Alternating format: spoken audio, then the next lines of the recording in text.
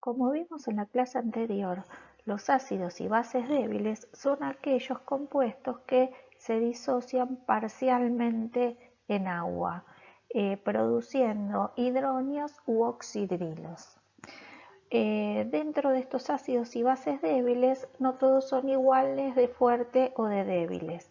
Por lo tanto, la fuerza de un ácido o de una base está dada por la mayor o menor tendencia que tiene ese ácido para dar un protón o producir un oxidrilo. La medida cuantitativa va a estar dada por la constante de equilibrio de su reacción con el agua, o sea, de cuán desplazado esté hacia la parte de productos. La magnitud de esa constante de equilibrio será lo que vamos a llamar Ka o K del ácido o Kb o K de la base para las bases. Es importante que el pH en este caso va a depender de la magnitud de K ácida o K básica y de la concentración inicial del ácido o de la base. Podemos ver aquí el caso de un ácido genérico HA que en agua es capaz de perder un protón para dar el ion hidronio y el ion A- que es la base conjugada de dicho ácido. Los ácidos débiles, por lo tanto, se disocian parcialmente produciendo iones hidronio. Por lo tanto, presentan un equilibrio iónico del ácido con sus especies iónicas. Para describir este equilibrio, así como hacemos con cualquier otro equilibrio, podemos escribir la expresión de la constante de equilibrio, que en este caso va a ser una Ka, una K del ácido, que es igual a la concentración molar de los productos, o sea, de los iones hidronio y de la base conjugada del ácido, dividido la concentración del ácido sin disociar en el equilibrio. Así como pasaba para en el caso del agua, la concentración molar de moléculas de agua en una solución acuosa es una constante y se engloba dentro de la expresión del Ka. A esta expresión nosotras la llamamos constante de acidez, de disociación o de ionización. Cuanto mayor es la fuerza de un ácido, por lo tanto, más desplazado estará el equilibrio hacia la formación de productos, o sea, hacia la obtención de iones hidronio. Por lo tanto, mayor será su constante de acidez. Podemos recordar que si aplicamos el operador P a la constante de acidez, vamos a obtener lo que se llama el pKa. O sea, el pKa es el menos logaritmo de la K de acidez. Por lo tanto, cuanto mayor sea el Ka, menor va a ser el pKa. Y esto indica una mayor fuerza del ácido. El caso extremo es el caso de un ácido fuerte, donde está totalmente desplazado y no me queda nada de ácido sin disociar. En ese caso, el denominador de ese cociente sería 0 porque no hay nada de ácido sin disociar y la Ka tendería a infinito. Por lo tanto, para un ácido fuerte no tiene sentido hablar de una constante de acidez. Y por lo tanto, en este curso vamos a suponer que si no se da el dato de la constante de acidez, ese ácido es un ácido fuerte.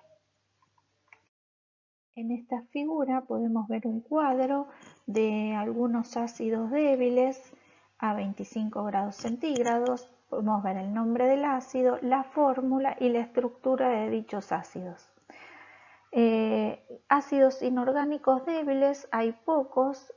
Están el ácido fluorhídrico, el ácido nitroso y el ácido cianhídrico como ejemplos de ácidos inorgánicos. Todos los demás en general son ácidos orgánicos, donde los podemos reconocer porque aparece el grupo carbono, oxígeno, oxígeno, hidrógeno. Cuando aparece ese grupo, consideramos que tenemos un ácido orgánico y todos los ácidos orgánicos son débiles. Por lo tanto, podemos ver en esta figura la estructura, después la constante de acidez de mayor a menor, o sea, están expresadas en potencias negativas de 10, por lo tanto el ácido fluorhídrico en este caso es el más ácido de la serie, y van disminuyendo la constante de acidez, o sea que están menos desplazados hacia la formación de hidrógeno. Y en la otra columna podemos ver la base conjugada de ese ácido y la constante de basicidad de esa base conjugada, que después veremos más adelante que hay una relación entre el Ka y el Kb de un par ácido-base conjugado. Podemos ver aquí el caso de otros ácidos débiles que son polipróticos, o sea que tienen más de un protón para perder. En el caso de ácidos polipróticos, los protones se van desprendiendo en etapas, o sea, primero se libera un protón, después el siguiente, y si tiene un tercero, en una tercera etapa. Por lo tanto, tenemos tres constantes de acidez, Ka1, Ka2 y Ka3.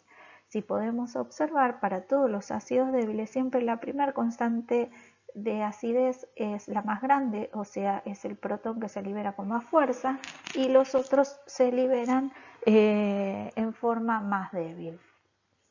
Otros ácidos polipróticos, además del ácido ortofosfórico, que es el primer caso, tenemos el ácido sulfídrico, que es diprótico, el carbónico, que es diprótico, el fosfórico, que es el caso que vimos al principio, que es triprótico, tiene tres constantes de acidez, el sulfuroso y el sulfúrico. Para el caso del sulfúrico, la Ka1 es muy grande y la Ka2 es bastante importante. Por lo tanto, podemos decir en forma general o aproximada que el ácido sulfúrico en realidad lo consideramos como si fuera un ácido fuerte. O sea que si consideramos esa aproximación, no estaremos cometiendo muchos errores en el cálculo del pH. Por lo tanto, consideramos que el ácido sulfúrico para nuestros cálculos lo vamos a considerar como un ácido diprótico que se comporta como un ácido fuerte. Aquí podemos ver algún esquema de cómo sería la disociación de un ácido fuerte, en el cual todo lo que yo tengo como ácido se transforma en hidrógenos y la base conjugada se disocia completamente. Un ácido débil en el cual una parte de ese ácido queda sin disociar y una pequeña fracción se disocia en hidrógenos y su base conjugada. Y un ácido muy débil es que no se disocia nada y prácticamente no me da concentración cero de hidrógeno y la base conjugada. Para el caso de las bases débiles, el análisis es análogo al de los ácidos débiles, pero en este caso yo tengo una base que en general es un compuesto que tiene pares de electrones sin compartir, que es capaz de arrebatarle un protón al agua y formar el ácido conjugado de esa base.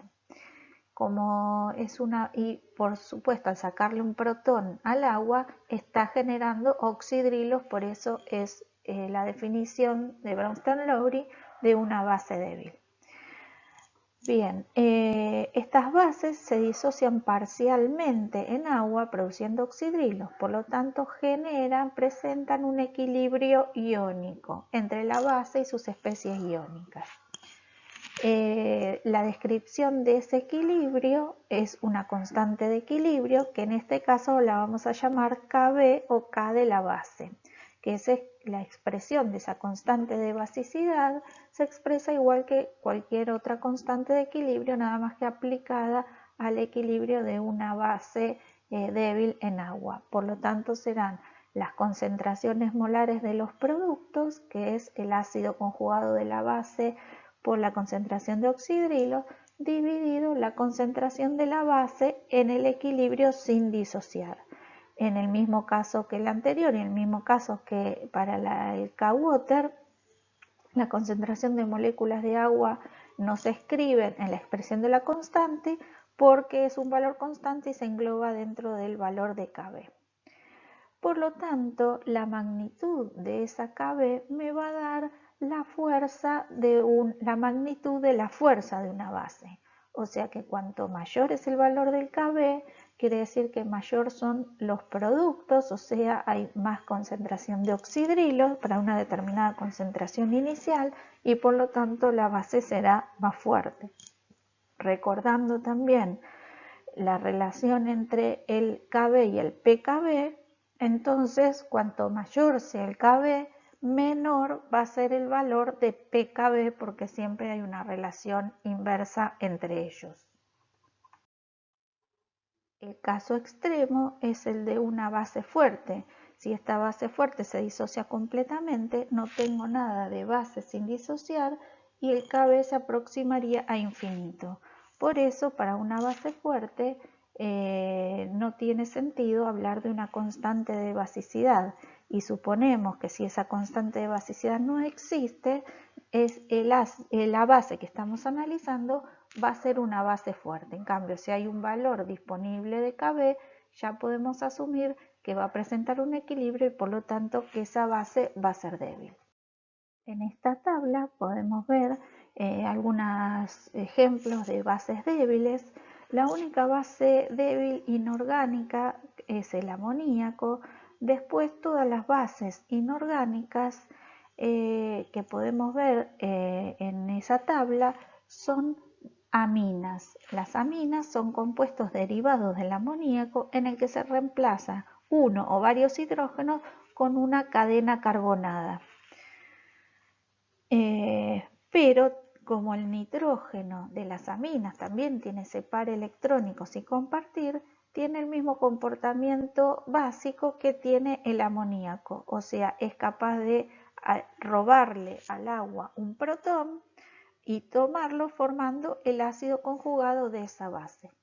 Entonces, como ejemplos de bases débiles, vamos a ver el caso de todas las aminas, que pueden ser, por ejemplo, la etilamina, que tiene un solo carbono, la metilamina, la metilamina tiene un solo carbono, la etilamina tiene dos.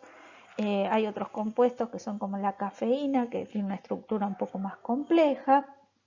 O puede haber algunas aminas que tengan algunos anillos aromáticos, como el caso de la piridina o la anilina.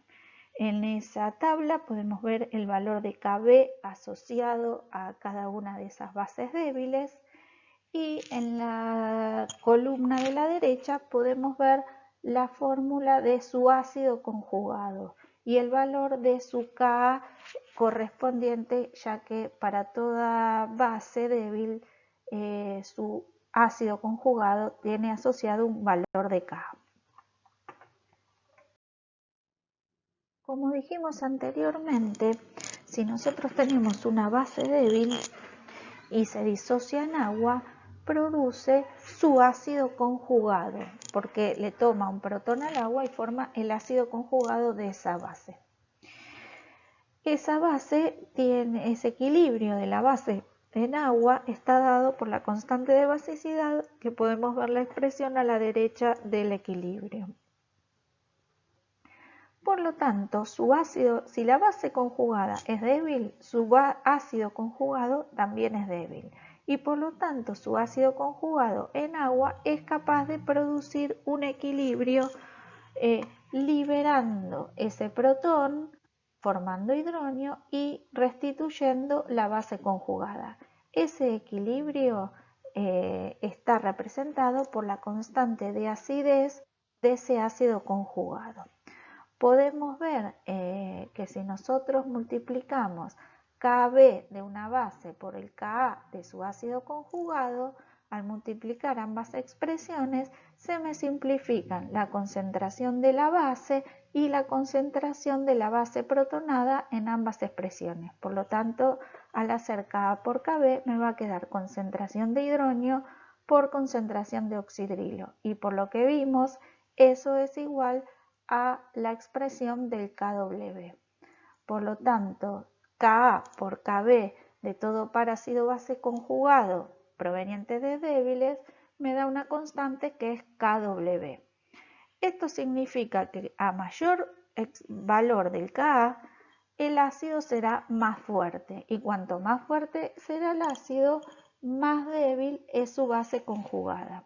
Esa es la relación, y el producto de los dos siempre me tiene que dar 10 a la menos 14, que es el valor del Kw. Podemos ver en esta figura la definición del porcentaje de ionización. El porcentaje de ionización se define como la fracción real de ese ácido o de esa base disociada, que normalmente llamamos X, dividido la concentración inicial de ese ácido o esa base. Obviamente que el porcentaje de ionización está relacionada con la constante de acidez o de basicidad, ya que alfa puede tomar un valor entre 0 y 1. 0 es que no se ha disociado nada, o sea, X es igual a 0, y 1 es cuando la fracción disociada coincide con la concentración inicial, o sea, todo se ha disociado. En el gráfico que vemos en la figura podemos ver el porcentaje de ionización máximo, que es 1 o 100% expresado en porcentaje. Para el ácido clorhídrico, cualquiera sea su concentración, el ácido clorhídrico es un ácido fuerte, por lo tanto siempre va a alcanzar el grado de disociación del 100%. En cambio, un ácido débil, a medida que se va diluyendo, o sea, si vamos hacia la izquierda en el gráfico, podemos ver que el porcentaje de ionización es cercano a 0, o sea, está muy poco disociado, pero a medida que se diluye, prácticamente cuando llega a dilución infinita, aumenta el porcentaje de ionización acercándose al caso del ácido fuerte. Esto quiere decir que cuanto más diluido sea el ácido, se comporta más como un ácido, tiende más a comportarse como un ácido fuerte, o sea, ese porcentaje de ionización tiende al comportamiento de un ácido fuerte a dilución infinita. Alfa puede estar, alfa, como lo vemos ahí, X sobre CI, no está expresado en porcentaje. Si yo quiero expresar el alfa en porcentaje, tengo que hacer X sobre CI por 100% para expresarlo en porcentaje. Entonces, en ese caso, tomará un valor entre 0 y 100. Si alfa no está expresado en porcentaje, puede tomar un valor entre 0 y 1. Vamos a explicar ahora qué mecanismo vamos a utilizar para realizar el cálculo de pH para ácido y bases débiles. Lo que vamos a hacer es, tenemos que calcular todas las concentraciones de las especies. Nosotros partimos de una cierta concentración inicial de un ácido o una base y tenemos que calcular las concentraciones de hidronio o de oxidrilo en el equilibrio. Por lo tanto, vamos a usar lo que ustedes conocen como el método del esquema de reacción. Los pasos a seguir son, primero vamos a escribir la expresión del equilibrio de ionización del ácido de la base en agua. Segundo, vamos a escribir las expresiones de las constantes de equilibrio. Tercero, vamos a plantear la situación inicial y la de equilibrio. Cuarto, voy a reemplazar los parámetros en la expresión de la constante de equilibrio y después resuelvo aplicando cuadrática o elimino incógnitas con suposiciones válidas. Y como último punto, si hago alguna suposición, voy a comprobar la validez de esas suposiciones. Vamos a ver como ejemplo el cálculo del pH de una solución de concentración inicial 0,4 molar de un ácido débil como el ácido cianhídrico. Como mencionamos anteriormente, el primer paso va a ser la escritura de la expresión del equilibrio de la ionización del ácido en el agua. Por lo tanto, el ácido más el agua me da el ion hidronio por la pérdida de los protones y la base conjugada de ese ácido, que en este caso es el ion cianuro. Como segundo paso vamos a escribir las expresiones de las constantes de equilibrio, como ya vimos anteriormente, y el valor de esa constante. Y el tercer paso va a ser el planteo de la situación inicial y la de equilibrio, o sea, lo que conocemos como esquema de reacción. Entonces, inicialmente yo tengo una concentración de ácido cianhídrico inicial que es 0,4 molar y podemos suponer que no hay nada de hidróneo y de cianuro porque todavía no se produjo la disociación. Luego de que se produce la disociación, o sea, en el equilibrio, parte del ácido cianhídrico se va a disociar. Por lo tanto, lo que me queda luego de esa disociación va a ser la concentración inicial que yo tenía menos la fracción que se disoció. Y como hidróneo me van a quedar la fracción disociada que proviene del ácido débil y la misma fracción me va a quedar de base conjugada. En realidad, nosotros antes de iniciar la disociación, como tenemos una solución acuosa, tenemos una cierta concentración de protones de hidróneos que me aporta el agua, que ya sabemos que para una solución neutra es 10 a la menos 7 molar.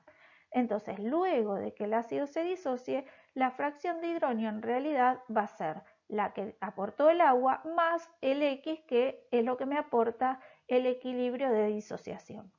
Para una primera suposición que vamos a usar, o sea, teniendo en cuenta que tenemos un ácido no demasiado diluido, o sea, una molaridad mayor a 0,1 molar, se desprecia el aporte del agua. ¿Qué quiere decir esto?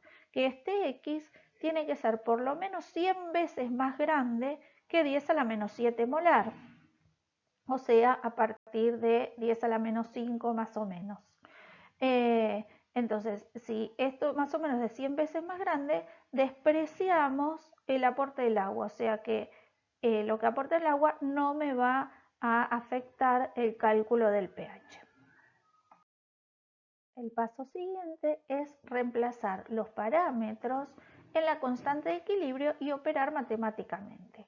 Por eso nosotros conocemos que las concentraciones de cianuro y de hidróneo, expresando el aporte del agua, vienen solo de X, por lo tanto el producto de las dos me va a dar X cuadrado, y la concentración del ácido en el equilibrio va a ser la concentración inicial menos la fracción disociada. Entonces, operando matemáticamente, yo puedo pasar este denominador multiplicando del otro lado y distribuyendo, me queda una ecuación cuadrática en donde X, que sería la concentración de hidrógeno, va a ser la incógnita y K y CI son los datos que teníamos inicialmente de la constante de acidez y la concentración inicial. Esta ecuación cuadrática tiene la forma que vemos acá de ax cuadrado más bx más c igual a 0, en donde a en este caso va a ser 1, b va a ser igual al ka y c va a ser menos ka por ci. Entonces, puedo aplicar la ecuación para resolver la cuadrática, que es esta que podemos ver aquí, en donde x es igual a menos b más menos la raíz cuadrada de b cuadrado menos 4ac sobre 2a. Entonces, reemplazando el valor de a, de b y de c con los datos que tenemos del problema, podemos calcular las raíces de la cuadrática. Seguramente acá me va a dar dos raíces, en general una positiva y otra negativa, y descartamos la raíz negativa porque no podemos hablar de concentraciones negativas. Entonces, en este caso, resolviendo la cuadrática, me queda que x me da un valor de 1,32 por 10 a la menos 5 para los casos de este problema. Entonces, sabiendo que x es igual a la concentración de hidrógeno, a partir de eso calculo el pH y me da un valor de 4,87, que bueno, es un valor de pH menor que 7, es lógico porque estamos teniendo una solución ácida. Para ver si la suposición que hicimos es correcta, lo que hacemos es el cociente de esa fracción X que calculamos dividido el aporte del agua. El cociente este me da un valor mayor que 100, por lo tanto X es 100 veces más grande que el aporte que me da el agua, entonces quiere decir que es válido el desprecio que hicimos inicialmente del aporte del agua en el cálculo. Bien, una segunda suposición que voy a hacer para hacer estos cálculos es suponer que el ácido es lo suficientemente concentrado, o sea, la concentración va a ser mayor a 0,1 molar, y tan débil como para disociarse poco, o sea, su Ka va a ser menor a 10 a la menos 4.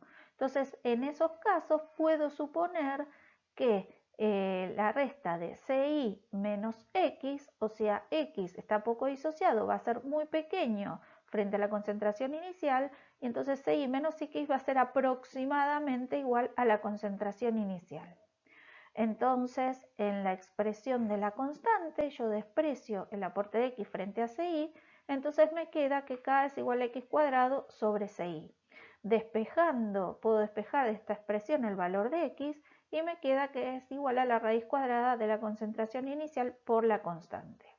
Entonces, haciendo esa cuenta, que es mucho más sencilla, me da 1,36 por 10 a la menos 5.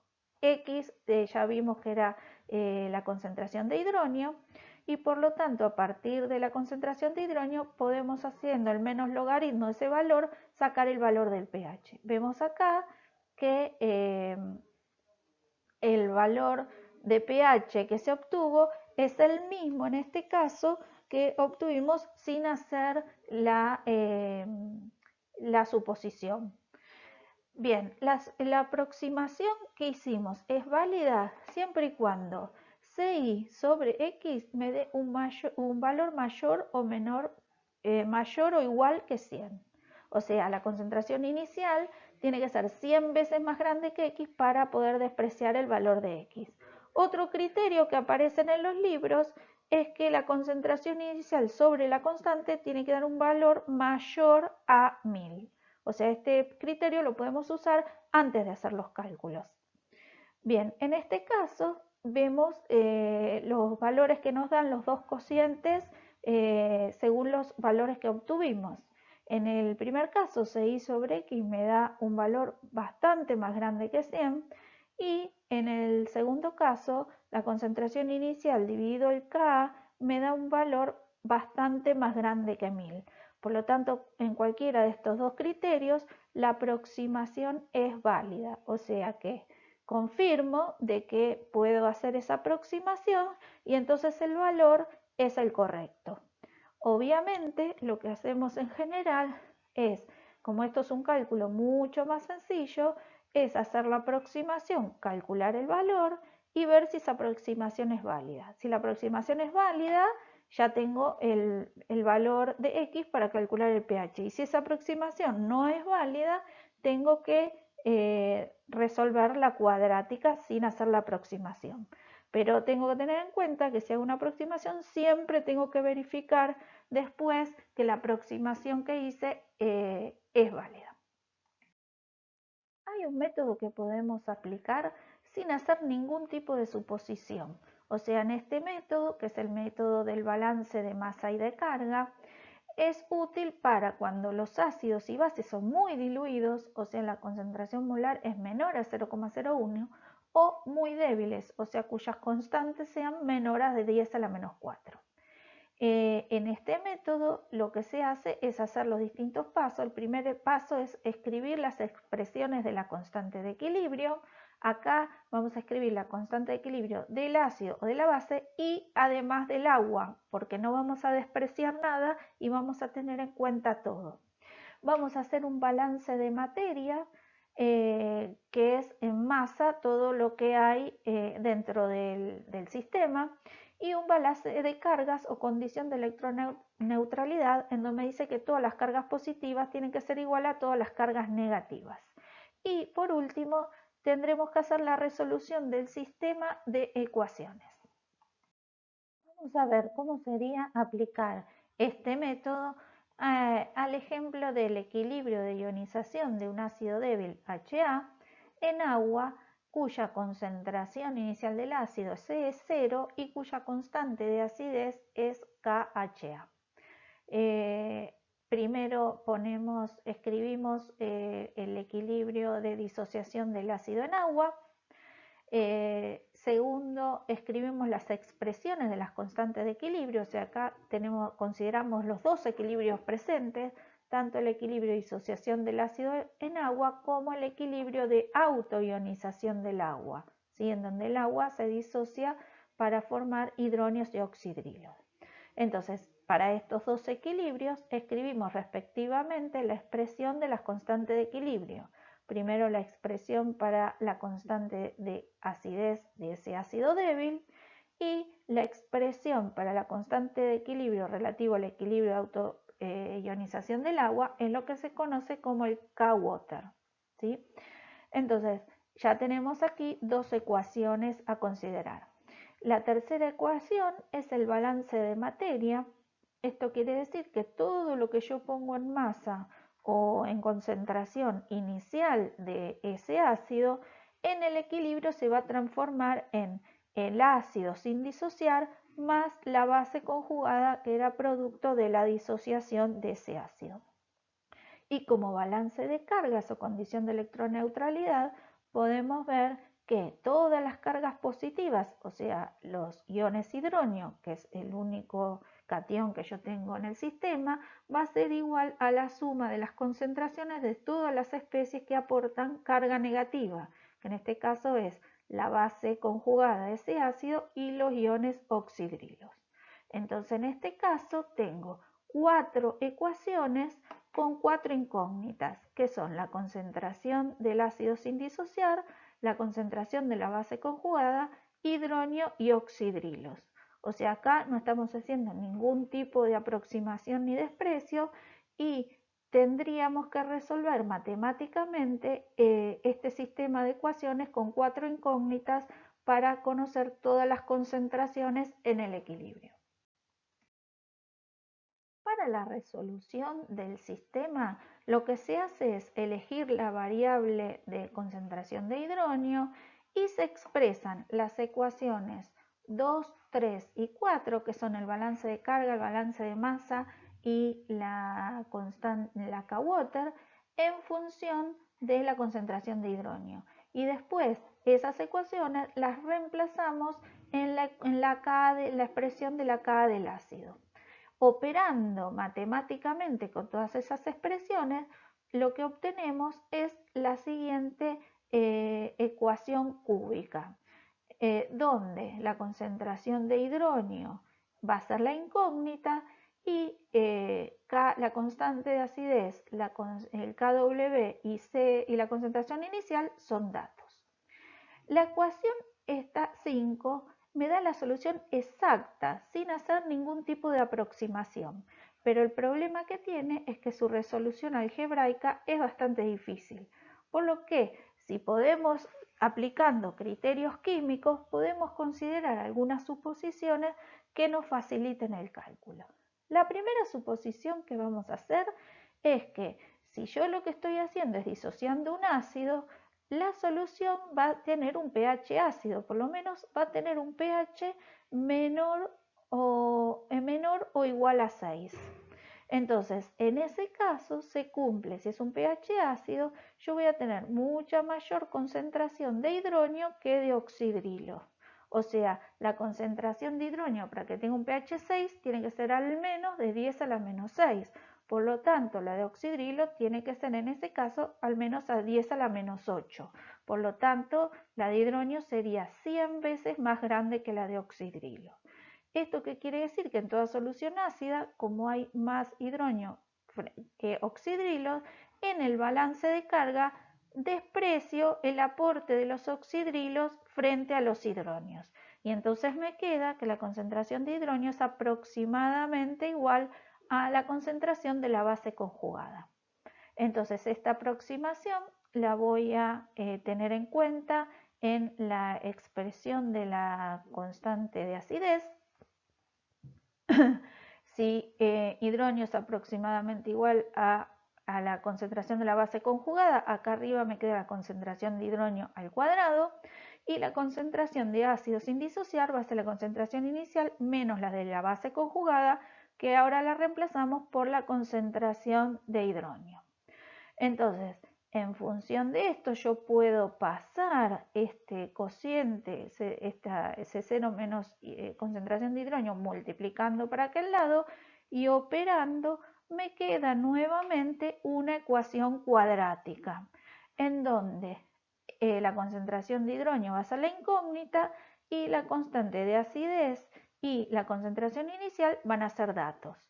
Por lo tanto, como vimos en el caso anterior, puedo resolver este caso con la ecuación para la cuadrática y puedo obtener la concentración de hidrógeno y a partir de ello el pH. Podemos hacer una segunda suposición como para facilitar aún más los cálculos. Y la segunda suposición que hacemos es que si el ácido es débil, o sea que está poco disociado y no está muy diluido, quiere decir que la concentración inicial es suficientemente alta y si es débil va a producir pocos oxidrilos, por lo tanto yo puedo despreciar en esta resta el aporte de hidrógeno frente a la concentración inicial. Entonces puedo decir, y esto va a ocurrir siempre y cuando la concentración inicial sea 100 veces más grande que la concentración de hidrógeno, o sea que su cociente me dé un número mayor o igual que 100. En ese caso puedo decir que la concentración inicial menos hidrógeno va a ser aproximadamente igual a la concentración inicial. Entonces, esta suposición junto con la primera que hicimos, puedo entonces con esta suposición reemplazar en la ecuación 6 que hicimos anteriormente. La ecuación 6 me decía que la concentración de hidrógeno al cuadrado sobre la concentración inicial menos hidrógeno era aproximadamente igual al K. Entonces yo aproximo esto aproximadamente igual a la concentración inicial y si de esta expresión yo paso C0 para el otro lado multiplicando y hago la raíz cuadrada, me queda en forma muy sencilla que la concentración de hidrógeno es igual a la raíz cuadrada de Ka por C0. Este es el mismo caso, se calcula de la misma manera que hicimos en el caso anterior. Entonces, a partir de conocer la concentración de hidrógeno, luego yo puedo calcular el pH. Es importante hacer como hicimos en el caso anterior, de ver de que una vez que se calcularon las concentraciones, ver que las suposiciones que hicimos eran válidas. Eso se debe hacer cada vez que se hace una suposición. Si en lugar de tener un ácido débil yo tuviera una base débil, el análisis es análogo. Se deberá realizar, o sea, la única diferencia que voy a tener es que en lugar de tener un ácido voy a tener una base y lo que se van a producir en lugar de hidrógenos van a ser oxidrilos y voy a tener una constante de basicidad en lugar de la K del ácido. Y en ese caso lo que voy a tener que tener en cuenta es que en toda solución de una base la concentración de oxidrilos va a ser siempre mayor que la de hidrógeno. Pero teniendo esos criterios puedo hacer un análisis similar y llegar a expresiones similares para una base. Bien, y en esta última filmina tienen datos sobre la bibliografía para poder estudiar estos temas. En función de esto pueden hacer los ejercicios de equilibrio iónico, o sea, para el cálculo de pH de ácidos y bases débiles.